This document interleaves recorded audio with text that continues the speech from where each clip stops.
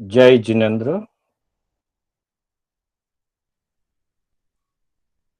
मोक्ष मार्गस्य नेतारम् भेतारम् कर्म भूभृता ज्ञातारम् विश्वतत्त्वानां वन्दे तद्गुणलब्धये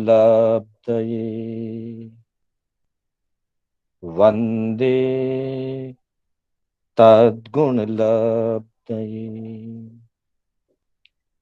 अनंत उपकारी, आस्था के आयाम, चरम तीर्थंकर श्रमण भगवान महावीर को वंदन। प्रभु की परंपरा में विचरण करने वाले समस्त चारित्रात्माओं को वंदन करते हुए कक्षा में विराजित सभी सदस्यों का मैं कर्नाटक जैन स्वाध्याय संघ बैंगलोर की ओर से शांतिलाल बोहरा आप सभी का हार्दिक स्वागत एवं अभिनंदन करता हूं। हमारी कक्षा मोक्ष मार्ग आधारित तत्वार्थ सूत्र पर गतिमान है और तत्वार्थ सूत्र के चौथे अध्याय में देव स्वरूप का वर्णन हम पढ़ रहे हैं, जिसके अंतर्गत कल हमने विभिन्न अपेक्षाओं से देवताओं में पाई जाने वाली लेस्या आदि का परिचय प्राप्त किया था। उसी क्रम में जैसा कि बताया गया था कि जैसे जैसे ऊपर ऊपर के देव की तरफ बढ़ते हैं तो वहां स्थिति बड़ी होती है, लेस्याओं की विशुद्धि अधिक होती है। तो लेस्याओं की विशुद्धि वाला विषय हमने कल किया था। अब स्थिति कैसे बड़ी होती है, किस प्रकार की स्थिति होती है, उसकी चर्चा हम करने जा रहे हैं। आज की कक्षा में हमारा लक्ष्य 29वें सूत्र से लेकर 37वें सूत्र तक की चर्चा करने का लक्ष्य रहेगा, जिसमें 12वें देवलोक तक के देवों की स्थिति का वर्णन संक्षिप्त रूप में दिया गया। तो बंधुओं, पहले हम सूत्रों की चर्चा करेंगे। सूत्रों के अंतर्गत ध्यान से सुनते हुए आप धारण करने का प्रयास कीजिए और जहां तक हो सके, जितना हो सके, कंठस्थ करने का लक्ष्य भी अवश्य रखिएगा। चौथे अध्याय का 29वां सूत्र, स्थिति ही। स्थिति ही भवनेषु दक्षिणार्धाधिपतीनां पल्योपम मध्यर्धम। भवनेषु दक्षिणार्धाधिपतीनां पल्योपम मध्यर्धम शेषाणां पादोनि। शेषाणां पादोनि असुरेन्द्रयोः सागरोपम मदिकं च। असुरेन्द्रयोः सागरोपम मदिकं च सौधर्मादिषु यथाक्रमम्। सौधर्मादिषु यथाक्रमम् सागरोपमे। सागरोपमे अधिके च। अधिके च सप्त सानत कुमारे। सप्त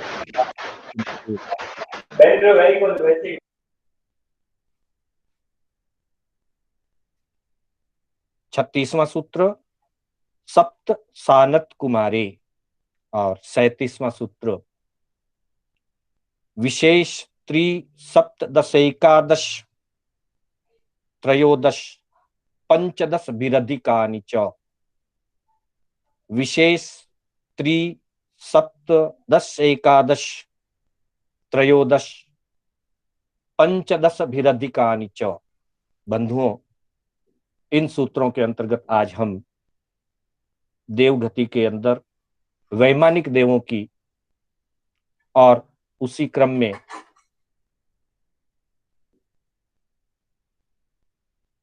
भवनपति आदि देवों की स्थिति का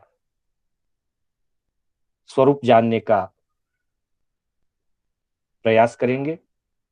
तो सबसे पहले हम 29वें 30वें सूत्र की तरफ आगे बढ़ते हैं। जैसा कि बताया गया है, 29वें सूत्र के अंतर्गत कहा है स्थिति, अर्थात यहां से वैमानिक देवों की स्थिति का वर्णन बताया जाएगा। साथ ही भवनपति, व्यंतर और ज्योतिषियों की भी स्थिति जहां जहां जो सूत्र आएंगे उसके अंतर्गत बताए जाएंगे। सबसे पहले भवनपतियों की स्थिति बताई जा रही है। भवनेषु दक्षिणार्धाधिपति नाम पल्योपम मध्यर्थम। अगला सूत्र है, उस सूत्र के अंतर्गत सबसे पहले भवनपति के अंतर्गत जो दक्षिण के अधिपति हैं उनका आयुमान, भव स्थिति, एक भव की स्थिति। देवगति में वैसे भी अलग से काय स्थिति नहीं होती है, उनके लिए जो भव स्थिति है वही काय स्थिति है, क्योंकि दो भव लगातार वहां होते नहीं है। तो यह भव स्थिति की अपेक्षा से एक भव की आयु का वर्णन किया गया है। हमने पहले जब इंद्रों का वर्णन पढ़ा था तब वहां बताया गया था कि भवनपति और व्यंतर जाति के अंतर्गत एक एक विभाग में दो दो इंद्र होते हैं। तो यहां दक्षिण दिशा के इंद्रों की बात पहले बताई जाती है, फिर क्रमशः आगे की स्थितियां बताई जाएगी। 30वें सूत्र के अंतर्गत दक्षिण दिशा में रहने वाले भवनपति इंद्रों की स्थिति बताई और कहा गया है भवनेशु, यानी कि भवन में निर्माण करने वाले, भवन में रहने वाले, निवास करने वाले, दक्षिणार्ध अर्थात आधे क्षेत्र में, दक्षिण क्षेत्र के अंतर्गत, क्योंकि वहां दक्षिण क्षेत्र का अलग विभाग है और उत्तर क्षेत्र का अलग विभाग है, दोनों के अलग अलग इंद्र होते हैं। अधिपति नाम, यानी कि अधिपतियों का, इंद्रों का, दक्षिण दिशा के इंद्रों की स्थिति पल्योपम मध्यर्धम, पल्योपमम अधि अर्धम, भवनेशु दक्षिणार्ध अधिपति नाम पल्योपमम अधि अर्धम। अर्थात पल्योपमम यानी एक पल्योपम, अधि यानी उससे ज्यादा, अधिक, अर्धम यानी आधा। अर्थात भवनपतियों में दक्षिण दिशा के इंद्रों की स्थिति 1.5 पल्योपम की कही गई। पल्योपम मध्यर्थम, 1.5 पल्योपम की स्थिति दक्षिण दिशा के भवनपति देवों के इंद्रों की स्थिति बताई गई। ये सारी उत्कर्ष स्थिति का वर्णन चल रहा है। आगे जहां जहां जो जगन्य स्थिति होती है उसका भी वर्णन आएगा। भवनपतियों में मुख्य 10 विभाग है और इन 10 विभागों के अंतर्गत जब भी कोई वर्णन आता है तो वहां असुर कुमारों का वर्णन अलग होता है और शेष 9 का वर्णन अलग होता है। थोकड़ों आदि में हमने कई बार पढ़ा होगा, नव निकाय एक शब्द प्रयोग होता है हमारे आगमों के अंदर, थोकड़ों के अंदर, तत्व ज्ञान के अंतर्गत भवनपतियों के वर्णन में नव निकाय एक शब्द का बार बार प्रयोग होता है। नव निकाय का मतलब है असुर कुमार को छोड़ करके शेष जो 9 विभाग हैं उनको नव निकाय कहा जाता है। तो बंधुओं, यह जो स्थिति बताई गई है 1.5 पल्योपम की, ये 1.5 पल्योपम की स्थिति नव निकाय के इंद्रों की स्थिति है जो दक्षिणार्ध के अधिपति है। अर्थात असुर कुमार के अतिरिक्त नाग कुमार, विद्युत कुमार, अग्नि कुमार, द्वीप कुमार आदि सभी असुर कुमार को छोड़ करके शेष 9 प्रकार के हवनपतियों की, दक्षिण दिशा के जो अधिपति हैं उनकी स्थिति 1.5 पल्योपम की, 1 और आधा, पल्योपमम अधि अर्धम, आधे पल्योपम अधिक 1 पल्योपम, यानी कि 1.5 पल्योपम की करीब। यहां प्रश्न हो सकता है कि भी पल्योपम किसे कहते हैं? तो वैसे पल्योपम असंख्यात काल, असंख्यात वर्षों का एक काल इकाई है, काल का एक यूनिट है, समय का एक यूनिट है जो असंख्यात वर्षों का होता है। जहां करोड़ों अरबों खरबों वर्षों की संख्या खत्म हो जाती है, उससे भी ज्यादा वर्षों का जो काल होता है उसे 1 पल्योपम कहते हैं, और इसे उपमा काल कहा गया है, क्योंकि जहां गिनती नहीं हो सकती, हमारी सामान्य गिनती की भी बात नहीं है, ज्ञानियों के ज्ञान में भी जितनी गिनती का स्वरूप समझाना था उतना गिनती का स्वरूप समझाया ज्ञानियों ने, और उसके बाद की व्यवस्था को असंख्यात शब्द दिया। और जो असंख्यात या अनंत की चीजें होती है उसको गिन करके नहीं समझाया जा सकता, इसलिए उनको उपमाओं से समझाते हैं, कंपेयर करके। उपमा काल मतलब कंपेरिटिव, कंपेयर करके समझाया जाता है, किसी उपमा को उसके साथ तुलना करके समझाया जाता है। तो पल्योपम, सागरोपम, ये सारे काल के उपमा काल है। और समझने के लिए, हम उपमा काल को हम नहीं समझ सकते तो हम उसको कैसे समझें, इसलिए एक पल्य की उपमा दी जाती है। शब्द ही ऐसा ही है, पल्योपम, अर्थात पल्य प्लस उपम, पल्य से उपमित। पल्य शब्द का सामान्य अर्थ होता है प्याला, विशेष अर्थ में बता दिया एक विशिष्ट साइज, आकार, उतने बड़े आकार का एक खड्डा, और उस खड्डे में बहुत छोटे जन्मे हुए बच्चे के बालों के टुकड़े कर करके भर दिया जाए, दबा दबा करके अच्छी तरह से भर दिया जाए उस प्याले को। प्याले का मतलब कोई छोटा सा नहीं है, बहुत लंबा चौड़ा माप दिया है। उस पल्य को सूक्ष्म बालों के टुकड़ों से भर दिया जाए, और 100 साल के बाद एक एक टुकड़ा बाहर निकाले, फिर 100 साल के बाद एक टुकड़ा बाहर निकाले, फिर 100 साल के बाद एक टुकड़ा बाहर निकाले। वो एक कुएं जितना बड़ा खड्डा 100 साल में एक टुकड़ा निकालने पर जितने वर्षों में वो पल्य खाली होगा, जितना काल लगेगा उस पल्य को खाली होने में, उतने काल को पल्य से उपमा दिया हुआ पल्योपम कहते हैं, उपमा काल कहते हैं, जिसमें असंख्यात वर्ष व्यतीत हो जाए। तो ऐसे 1.5 पल्योपम की आयु स्थिति भवनपति के नव निकाय के दक्षिणार्ध दिशा के जो इंद्र हैं, दक्षिण दिशा के जो अधिपति हैं, उनकी स्थिति 1.5 पल्योपम की कही। अब जहां दक्षिण दिशा के अधिपतियों की स्थिति कही गई 1.5, तो निश्चित है कि उत्तर दिशा की स्थिति कुछ अलग होगी। तो अगले सूत्र के अंदर 31वां सूत्र जब हम देखेंगे 31, तो उसमें कहा गया है शेषाणाम पादोने, शेषाणाम पादोने। शेष कौन? उत्तर दिशा वाले। दक्षिण दिशा की बात कर दी, दक्षिण दिशा के नव निकाय के अधिपतियों की स्थिति 1.5 पल्योपम। तो शेष बचे उत्तर दिशा के नव निकाय। उत्तर दिशा के नव निकाय की जो अधिपति हैं,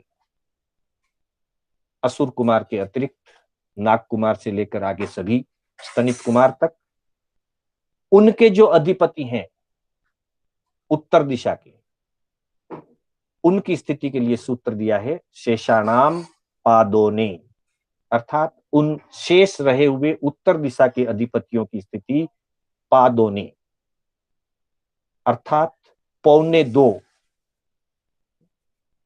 पादोन शब्द का अर्थ दिया है पाव यानी कि 1/4 और ऊन यानी ऊना कम, अर्थात पाव कम, 2 में पाव कम, अथवा यूं भी कह सकते हैं चौथाई भाग कम अथवा कुछ भाग कम।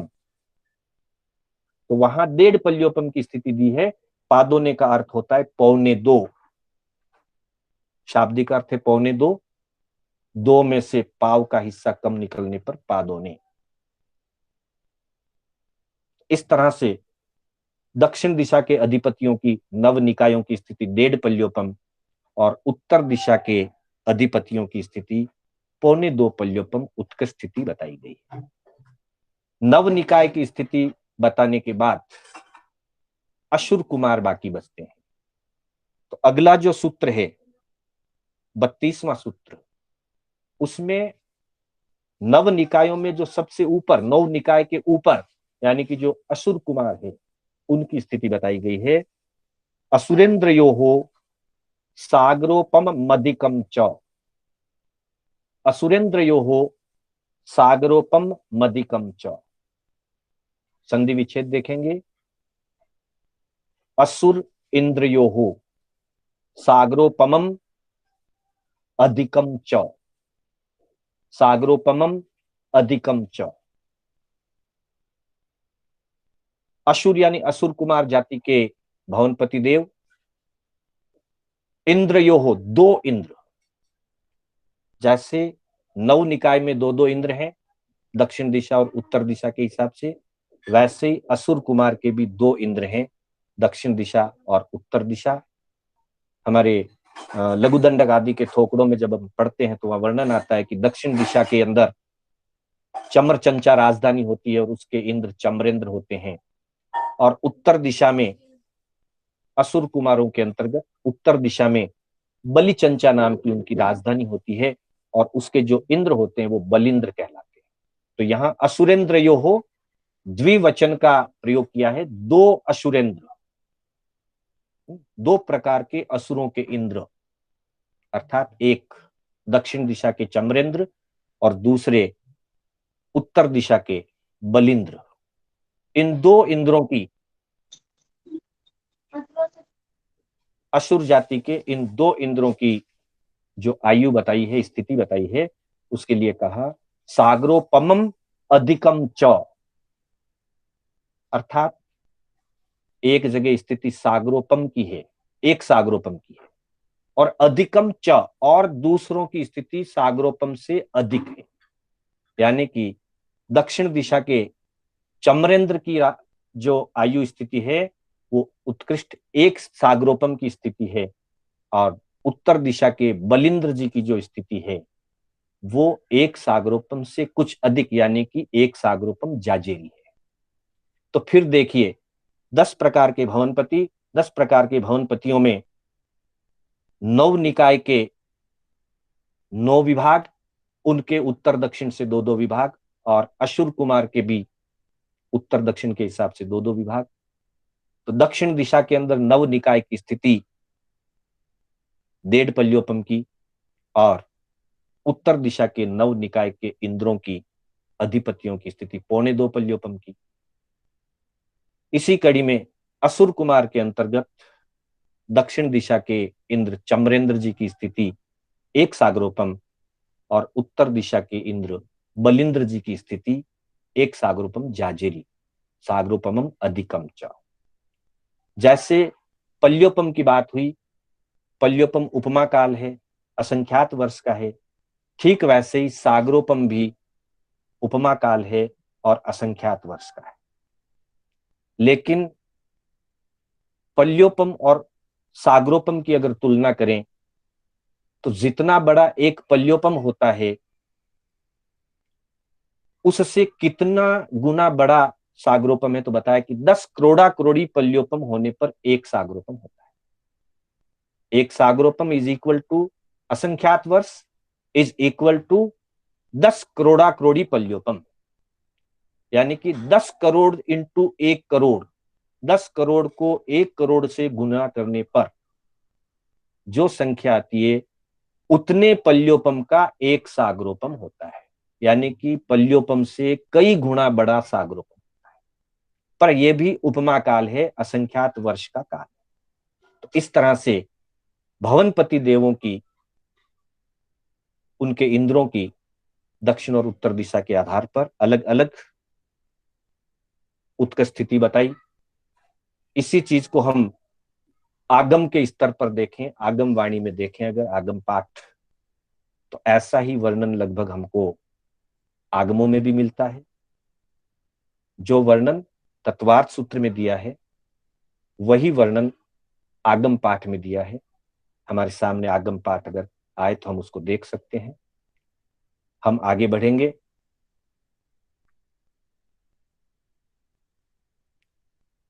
उसके बाद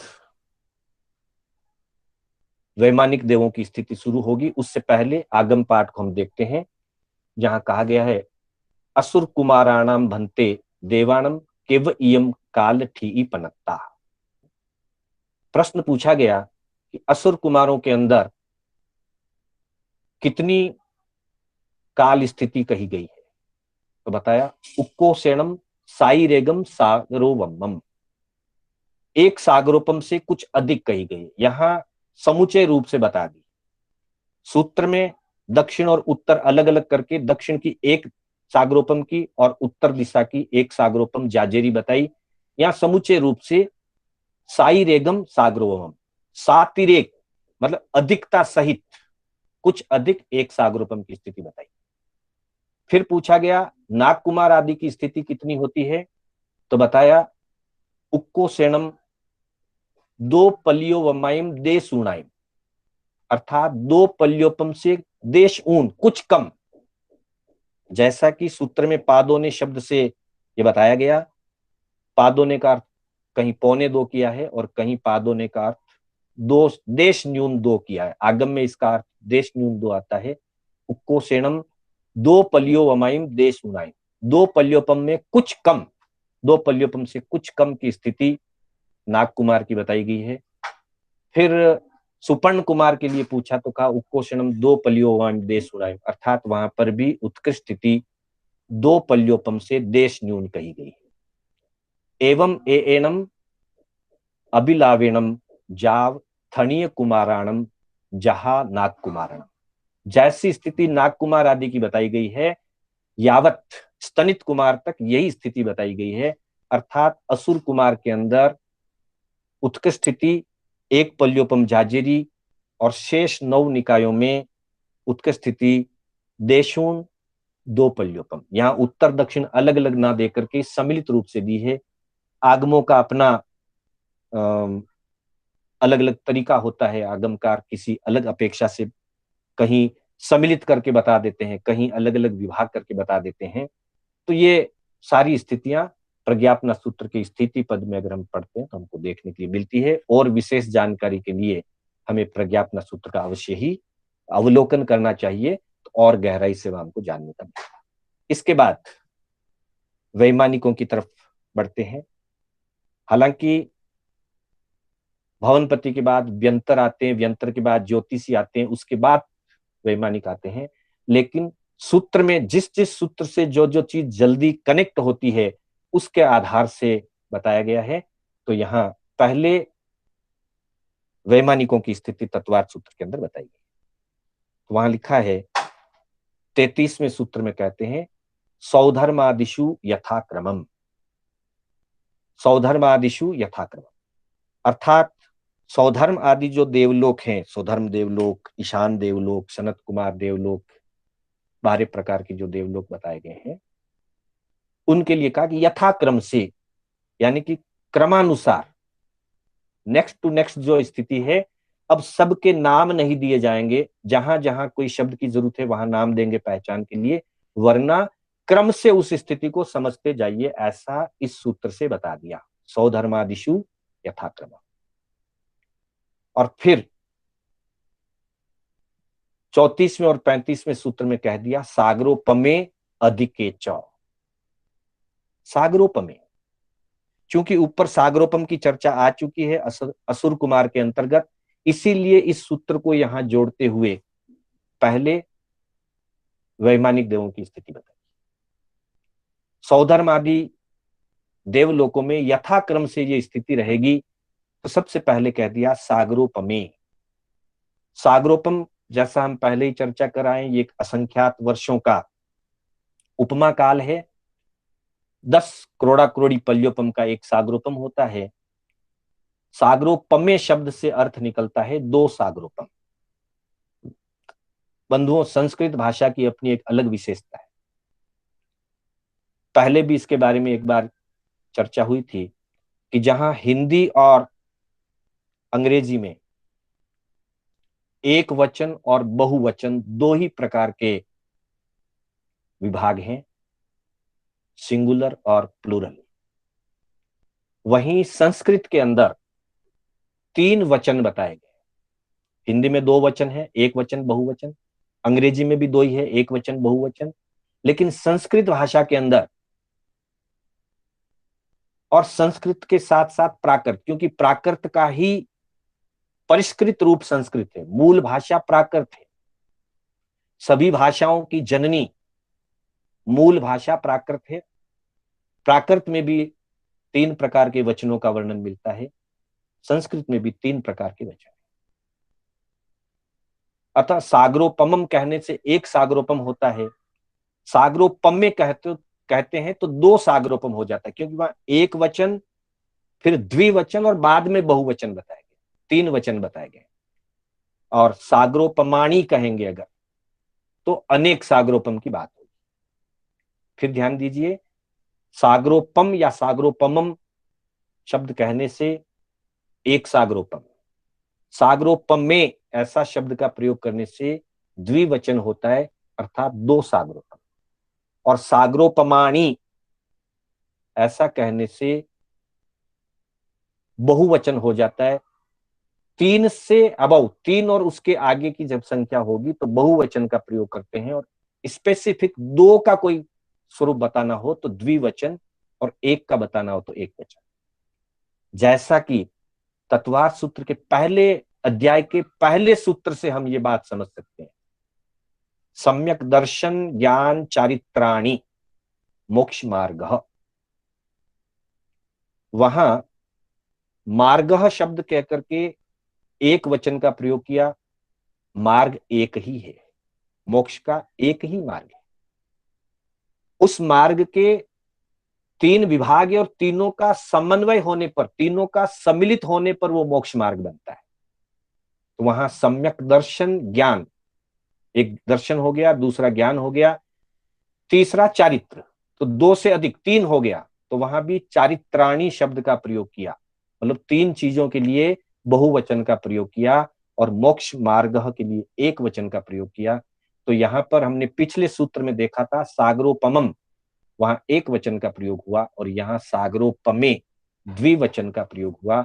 अर्थात सौधर्म देवलोक के अंदर, यानी कि पहले देवलोक की जो स्थिति है, सागरोपमे यानी कि 2 सागरोपम की स्थिति होती। अगले सूत्र में दिया अधिके च, अधिक की स्थिति होती है। किससे अधिक? 2 सागर से अधिक।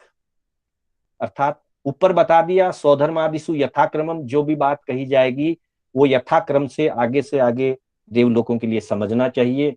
तो पहले देवलोक के लिए सागरोपमे 2 सागरोपम की स्थिति, फिर दूसरे देवलोक के लिए, पहले देवलोक के लिए सागरोपमे 2 सागरोपम की स्थिति, दूसरे देवलोक के लिए अधिके च, अर्थात 2 सागरोपम से कुछ अधिक की, जिसको हम कहते हैं 2 सागरोपम जाजेरी।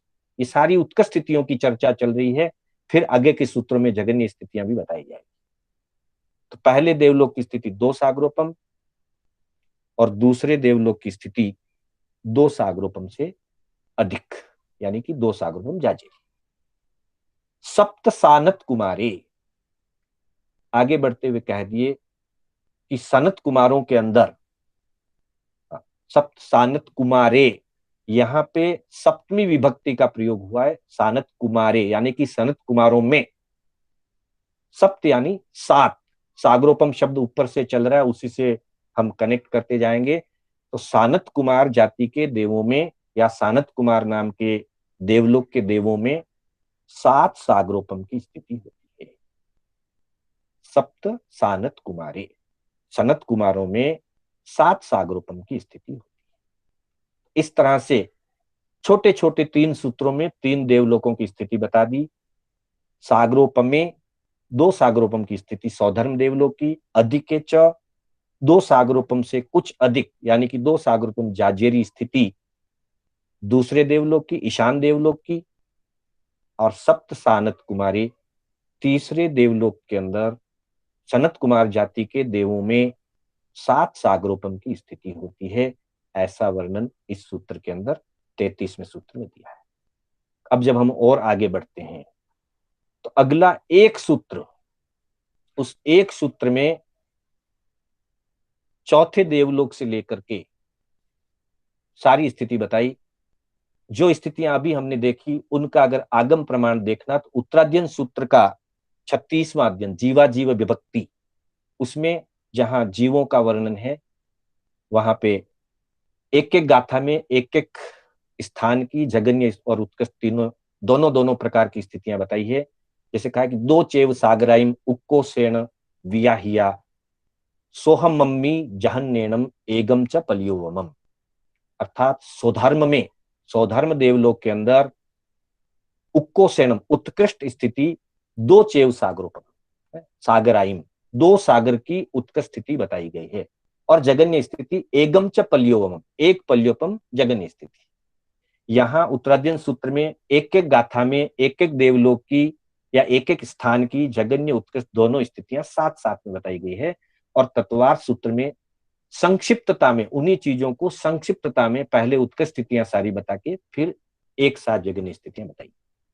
यहाँ का है सागरा साहिया दुन्नी, 2 साहिया यानी साधिक अधिक, दुन्नी यानी 2, और सागरा यानी सागरोपम। कहां पे? ईशानम्मी ईशान देवलोक में यानी कि दूसरे देवलोक में उक्कोसेन विहाइया उत्कृष्ट स्थिति जो है वो दुन्नी सागरा साहिया 2 सागरोपम से कुछ अधिक कही गई है। जैसे वहां का अधिके च सागरोपम में यानी कि पहली गाथा 2 चेव सागराएं, अधिके च साहिया दुन्नी 2 सागर से अधिक ईशान देवलोक में, और जगन्य स्थिति साहियम पल्योवम जगन्य स्थिति जो है वो एक पल्योपम से अधिक कही गई दूसरे देवलोक। पहले देवलोक में एक पल्योपम 2 सागरोपम, दूसरे देवलोक में एक पल्योपम जाजेरी 2 सागरोपम जाजेरी। फिर तीसरे देवलोक के लिए सागराणीय सप्तेव, वहां जैसे कहा सप्त सानत कुमारे, यहां पर भी यही बात दी है, सणंग कुमारे सागराणीय सप्तेव, सनत कुमारों के अंदर 7 सागरोपम की उक्कोसेण की उत्कृष्ट स्थिति होती है, और जहन्नेणम दुन्नी उ सागरोवमा जगन्य स्थिति जो होती है वो 2 सागरोपम की होती है। तो जो बात वहां 3 सूत्रों में बताई गई है यही व्याख्या उत्तराध्ययन सूत्र के 36वें अध्ययन के अंदर इन 3 गाथाओं के अंदर बताई। पर विशेषता यह है कि यहाँ उत्कृष्ट स्थिति के साथ साथ जगन्य स्थिति भी एक एक गाथा में साथ साथ में बता दी। उसके बाद अगले चौथे देवलोक से जो स्थिति होगी उसके लिए चौथे से लेकर 12वें देवलोक तक की सारी स्थितियां उत्तराध्ययन सूत्र में भी बताई गई है एक एक गाथा लेकर के।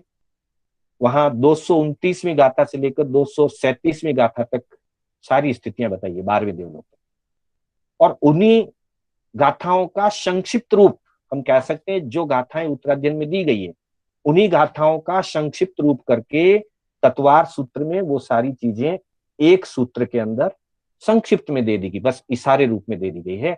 हम जब अगला सूत्र देखते हैं तो ये बात पता चलेगी। अगला सूत्र हमारे सामने 37वां सूत्र। 37वें सूत्र में कहते हैं विशेष त्रि सप्त 10 एकादश त्रयोदश पंचदश भीरधिकानि च।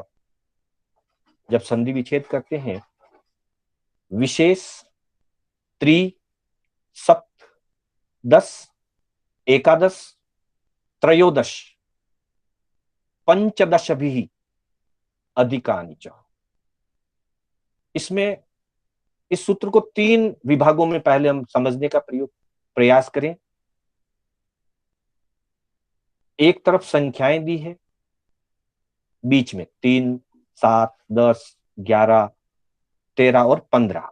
त्रि यानी 3, सप्त यानी 7, 10 यानी 10, एकादश 11, त्रयोदश 13, पंचदश 15, अधिकानि च अधिक अधिक। और सबसे पहला शब्द दिया विशेष। विशेष का मतलब कुछ अधिक। हमारे आगमों की एक भाषा शैली है, जब किसी चीज को थोड़ा अधिक रूप में बताना होता है तो वहां एक शब्द का प्रयोग करते हैं विशेषाधिक। अमुक वस्तु से अमुक वस्तु विशेषाधिक है। 3-4 तरह की भाषा प्रयोग होती है। कब कोई चीज थोड़ी अधिक हो, थोड़ी ज्यादा हो, तो या तो जाजेरी शब्द का प्रयोग करते हैं भाई जाजेरी है, या कहते हैं विशेषाधिक है। अथवा बहुत ज्यादा हो, दुगुनी तिगुनी हो तो 2 गुना 3 गुना, ऐसा भी प्रयोग होता है। अनेक गुना हो तो कहते हैं संख्यात गुना। उससे भी ज्यादा हो, असंख्यात गुणी हो तो कहते हैं असंख्यात गुना। और अनंत गुना हो तो कहते हैं अनंत गुना। और यदि कोई चीज, दो चीजें बिल्कुल बराबर बराबर हो तब कहते हैं तुल्ला। ये आगम की भाषा है। दो चीजें समान समान हो तो कहते हैं तुल्ला। जैसे एक केवल ज्ञानी का ज्ञान और दूसरे केवल ज्ञानी का ज्ञान, तो कहेंगे तुल्ला, बराबर है। मतलब भगवान महावीर का केवल ज्ञान हो चाहे ऋषभ देव का केवल ज्ञान हो, तुल्ला है, बराबर है। लेकिन एक मतिसुत ज्ञान वाले का ज्ञान और एक केवल ज्ञानियों का ज्ञान, तो कहेंगे अनंत गुना है। हमारे ज्ञान से केवली भगवंतों का ज्ञान अनंत गुना है। तो कहीं अनंत गुना चीज होती है, कहीं समान वस्तु होती है। समान हो तो तुल्ला कहते हैं, अनंत गुना हो तो अनंत गुना शब्द का प्रयोग करते हैं। संख्यात गुना या असंख्यात गुना हो तो संख्यात गुना असंख्यात गुना का प्रयोग। ये आगम की अपनी भाषा शैली है। तो यहाँ विशेष शब्द जो दिया है, विशेष का मतलब होता है कुछ अधिक, थोड़ा सा ज्यादा। विशेष थोड़ा ज्यादा। तो बंधुओं, पिछला जो सूत्र था सप्त सानत कुमारी, इस सूत्र को यानी कि 36वें सूत्र को 37वें सूत्र के लिए आधार भूमि बनाया। आचार्य उमा स्वाति जी ने, जो हम समझ सकते हैं इस चीज को कि वे आगम ज्ञान के भी गहराई से ज्ञाता थे और संस्कृत के भी गहराई से ज्ञाता थे और भाषा ज्ञान के भी प्रकांड विद्वान थे। तत्वों के भी ज्ञाता थे, आगम के भी ज्ञाता थे और संस्कृत और भाषा के भी, रचना के भी ज्ञाता थे। और चूंकि सूत्रबद्ध रचना है तो कम से कम शब्दों में, कम से कम अक्षरों में सारी बात कहना एक बहुत बड़ी विशिष्ट शैली होती है। प्रभु ने हर चीज विस्तार से बताई। प्रभु अनंत कृपा दृष्टि कि एक सामान्य से सामान्य व्यक्ति, कम से कम पढ़ा लिखा व्यक्ति भी अगर धर्म की वाणी को पढ़े और सुने तो वो सहजता से समझ जाए। ऐसी अनंत अनुकंपा करके भगवान ने एक एक बात को खुले खुले शब्दों में विस्तार में फरमाया। धर्मधरों ने उसको गुंथन किया, पर उस व्यवस्था को कायम रखा कि उसे पढ़ करके सामान्य से सामान्य व्यक्ति समझ सके। इसीलिए प्राकृत भाषा को या अर्धमागधी प्राकृत भाषा को जन सामान्य की भाषा कही गई। जन सामान्य समझ सके, और जन सामान्य में विद्वत्ता कम होती है, इसलिए हर बात को खोल करके बताया जाना पड़ता है, खुला खुला बताया जाना। ये प्रभु की अनुकंपा है। भगवान महावीर के निर्वाण के बाद लगभग 500-600 साल का समय जब व्यतीत हुआ होगा, प्राकृत की महत्ता धीरे धीरे कम होने लगी होगी विद्वान वर्ग में, और संस्कृत का प्रचलन और प्रभाव बढ़ने लगा, उस समय इस तत्वार्थ सूत्र की रचना की गई। एक एक युग में एक एक व्यवस्था होती है। तो तत्वार्थ सूत्र की रचना करते हुए सामान्य व्यक्ति की बजाय विद्वानों की दृष्टि को ज्यादा सामने रखा गया। इसलिए इसमें विद्वत्तापूर्ण चीज को विशेष रूप से प्रस्तुत किया गया है। और पढ़ने वाले के लिए भी यह जरूरी है कि वो अगले पिछले सूत्रों का क्रम ध्यान रखे। अगर अगले पिछले सूत्रों का क्रम ध्यान ना रखे और मात्र बीच का एक सूत्र उठाए तो वो उसका अर्थ नहीं लगा पाएगा। जैसे इसी सूत्र की बात करें, विशेष त्रि सप्त दश एकादश त्रयोदश पंचदश विरधिकानि च। अब इसमें न किसी देवलोक का नाम है, न देवलोक का नंबर है, न कहीं सागरोपम पल्योपम आदि कोई शब्द है। तो इस सूत्र को पिछले सूत्रों के साथ सबसे पहले इसकी चर्चा जो दी गई है 33वें सूत्र में, स्वधर्मादिषु यथाक्रमम, क्रम का ध्यान रखना पड़ेगा, स्वधर्म देवलोक से आगे बढ़ते हुए क्रम का। फिर आगे सागरोपम शब्द भी आया है, बीच में भी आया, आगे भी आया, तो उसको भी ध्यान रखना पड़ेगा। और लास्ट में आया है सप्त सानत कुमारी, यानी कि 36वें सूत्र में कहा है सप्त सानत कुमारी। तो 7 की संख्या को ध्यान रखना पड़ेगा, सागरोपम शब्द को ध्यान रखना पड़ेगा, और सौधर्म आदि क्रम जो है उस क्रम को भी ध्यान रखना पड़ेगा। इन तीनों चीजों को ध्यान में रखते हुए जब इस सूत्र की हम व्याख्या करेंगे तो बहुत सरलता से वो चीज हमको समझ में आ जाएगी। पुनः एक बार ध्यान दें, सौधर्मादिषु यथाक्रम, यथाक्रम में पहला दूसरा देवलोक बता दिया और तीसरा देवलोक का नाम सहित बता दिया, सप्त सानत कुमारी।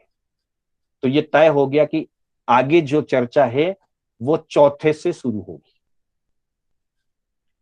7 की संख्या जो बताई सप्त सानत कुमारी, उस 7 की संख्या को, उस सूत्र को आधार मान करके चलना होगा। और फिर उसमें अधिकानि च का ध्यान देना होगा कि अधिक अधिक बढ़ाएं। किस में अधिक बढ़ाना है? हर चीज को 7 में मिलाना है। इस सूत्र के लिए विशेष ध्यान देना होगा। जितनी भी बातें इस सूत्र में कही गई है उनको अधिक करना है, अधिकानि च अधिक करना है।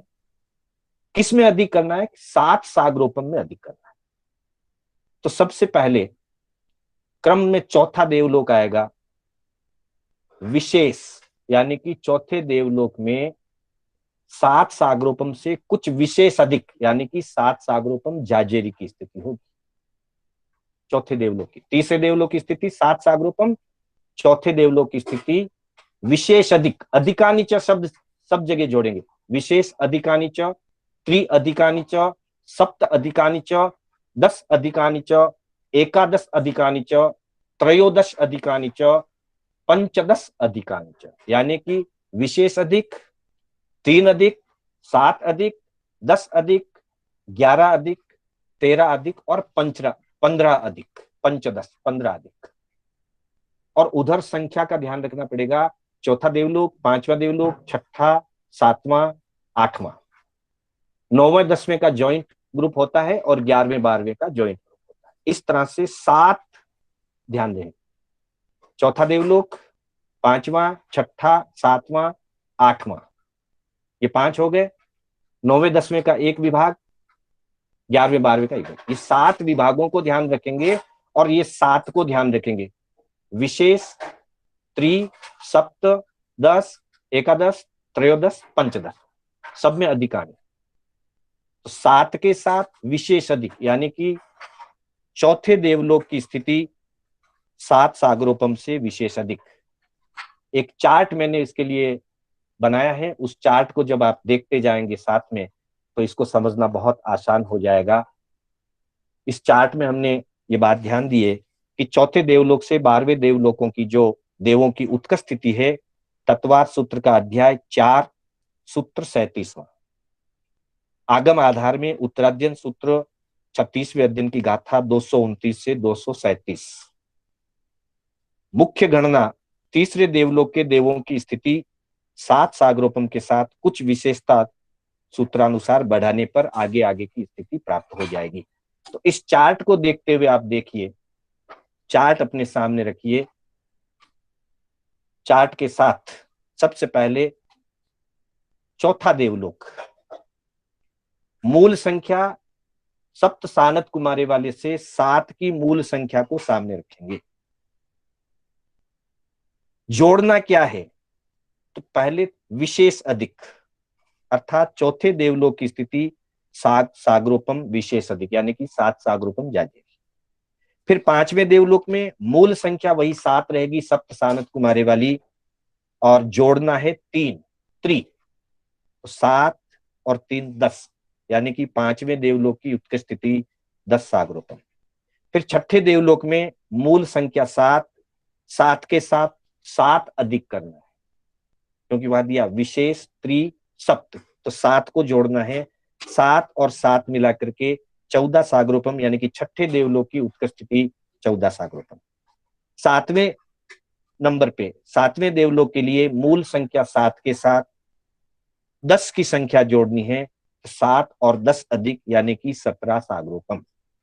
8वें देवलोक के लिए 10 एकादश, 10 के बाद 11 की वहां संख्या बताई थी, तो वहां 8वें देवलोक में 7 की मूल संख्या के साथ 11 की संख्या जोड़नी है, तब हो जाएगा 7 और 11 18, यानी कि 18 सागरोपम 8वें देवलोक की स्थिति। इस प्रकार चौथे देवलोक की स्थिति विशेष अधिक करने से 7 सागरोपम जाजेरी, 5वें देवलोक की स्थिति 3 अधिक करने से 10 सागरोपम, 6ठे देवलोक की स्थिति 7 अधिक करने पर 14 सागरोपम, 7वें देवलोक की स्थिति 10 अधिक करने से 17 सागरोपम, और 8वें देवलोक की स्थिति 11 अधिक करने से 18 सागरोपम। उसके बाद 9वें 10वें का एक समूह होता है और 11वें 12वें का एक समूह होता है। तो 9वें 10वें के लिए वहां संख्या आई थी त्रयोदश पंचदश भिरधिकानि च, यानी कि 13 अधिक करना और 15 अधिक करना। तो 9वें और 10वें देवलोक के लिए 13 अधिक करना, मूल संख्या 7 की है, 7 में 13 मिलाने पर 20 सागरोपम, और 11वें 12वें देवलोक के अंदर मूल संख्या 7 की और 15 मिलाने से 15 अधिक करने से 22 सागरोपम। इस प्रकार 9वें 10वें देवलोक की उत्कृष्ट स्थिति 20 सागरोपम की और 11वें 12वें देवलोक की उत्कृष्ट स्थिति 22 सागरोपम की। यहाँ 9वें 10वें की और 11वें 12वें की स्थिति सम्मिलित रूप से तत्वार्थ सूत्र में बताई गई है, 20 सागरोपम और 22 सागरोपम। यही बात हमारे आगम के अंदर जब उत्तराध्ययन में पढ़ते हैं या और भी आगमों में पढ़ते हैं, तो वहां 9वें और 10वें की अलग अलग बता दी। 9वें की उत्कृष्ट स्थिति 19 सागरोपम और 10वें की उत्कृष्ट स्थिति 20 सागरोपम। यहाँ सम्मिलित रूप से 20 सागरोपम उत्कृष्ट स्थिति बताई है तत्वार्थ के अंदर। 11वें 12वें के अंदर देखते हैं तो आगम में अलग अलग बताने से 11वें की उत्कृष्ट स्थिति 21 सागरोपम की बताई और 12वें की उत्कृष्ट स्थिति 22 सागरोपम की बताई अलग अलग। तत्वार्थ के अंदर संक्षिप्त शैली के अंदर इसको सम्मिलित रूप से बता करके उत्कृष्ट कुल मिलाकर के, जैसे 12वें की 22 है तो यहाँ 11वें 12वें की मिलाकर के 22 बता दी। 10वें की उत्कृष्ट 20 है तो यहाँ 9वें 10वें की सम्मिलित मिलाकर के 9वें 10वें की उत्कृष्ट स्थिति 20 सागरोपम बता दी। खुला खुला करने पर आगम अनुसार 9वें की 19 सागरोपम और 10वें की 20 सागरोपम होगी।